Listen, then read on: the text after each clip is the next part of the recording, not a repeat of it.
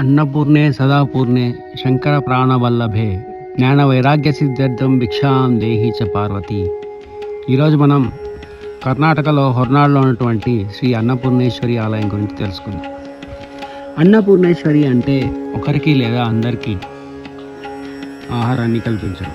ఈ అన్నపూర్ణేశ్వరి టెంపుల్ సందర్శించిన వారందరికీ వసతి మరియు ఆహారం అక్కడే కల్పిస్తారు.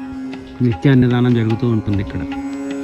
స్థల పురాణం ప్రకారం శివుడికి పార్వతికి ఒకసారి గొడవైంది. శివుడు ఏమన్నారంటే, ప్రపంచంలో ప్రతిదీ మాయే ఆహారంతో సహా అని అన్నారు. దానికి పార్వతీదేవి, ఆహారం అనేది మాయ కాదు, నా వల్లే ఆహారం లభిస్తుంది అని దాన్ని నిరూపించడం కోసం కొంతకాలం పాటు పార్వతీదేవి అమ్మవారు అదృశ్యమయ్యారు.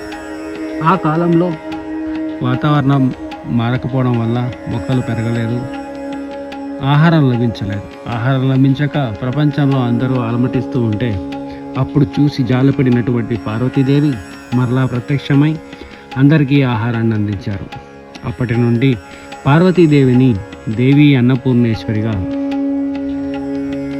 కీర్తించబడుతున్నారు. ఈ అన్నపూర్ణేశ్వరి టెంపుల్ కర్ణాటకలోని హొర్నాడులో వెస్టర్న్ ఘాట్స్లో భద్రా నది ఒడ్డున ఉంటుంది.